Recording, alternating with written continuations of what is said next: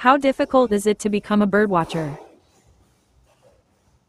What's the other term for birdwatcher?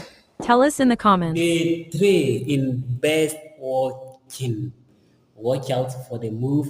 Today too, we are going to watch for birds. We are going to watch birds so that we can do what?